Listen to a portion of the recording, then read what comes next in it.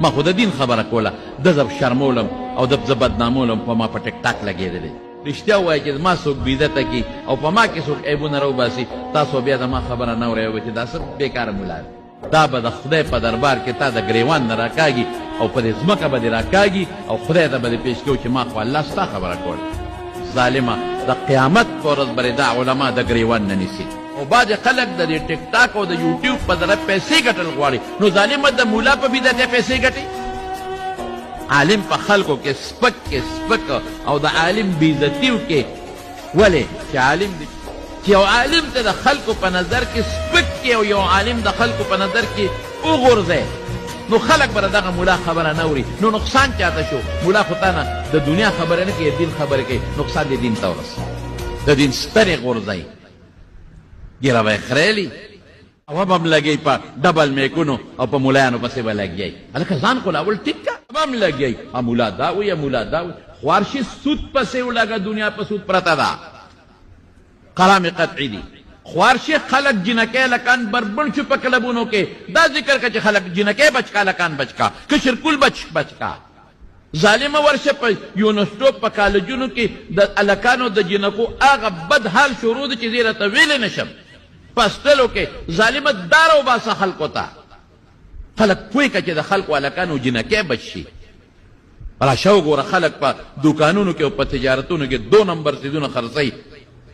ورشه سوچه پی مالا پیدا کا سوچه مساله مالا پیدا کا سوچه چه وی بخوڑی رکما دا خلقو تا رو باسا دا چه کم پورا حرام دی خدو سر ظلمو نکیگی بیزای طلاقونو که دا خبر پا ٹک ٹاک رو باسا دا خدو حقوق دا ماشومانو حقوق ورشه مورو پلارنا لکانو سپی جوڑ کردی دی دا خبرو که پا ٹک ٹاک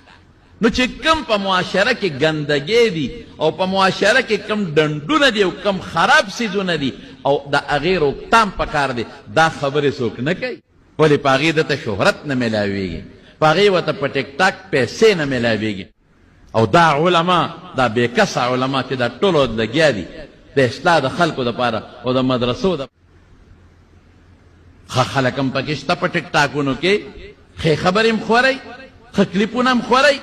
او بعضې پکې لا بل چلو کی ما به یو خبره کړي په نیمه کې به یې ووایي قرآن شریف کې الله فرمایي لا تقربوا الصلاة وانتم سکارا مونځ ته مه نږدې کېږئ په داسې حال کې چې تاسو په نشه کې یې ځکه چې سړی نشې ګړې وړې وایي نو دا یو ټکې ته راولي چې الله خو په قرآن کې چې مونځ ته مه نږدې کېږئ لا تقربوا الصلاة هغه سکارا پرېږدي نشې والا ټکې نیمه کې وواو دارنګې د یو ملا به نیمه کې خبره ووایي او په ټیک ټاک به یې وروغورځوي به سمه خبره کړي څوک به مې یاد کړي نی هلته به بل ملا پکې ما سره مخامخ ودرئ او د هغه په مخ به چرخی راکاږي او وایي به چې پلانکي د پلانکي اپریشن کوي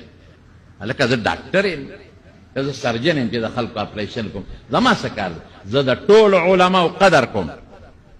زما د ایمان دی چې هر عالم چې په ناظره ښیي په جومات کې په خدای چې دام زما زه یم چې ښکل مې کړی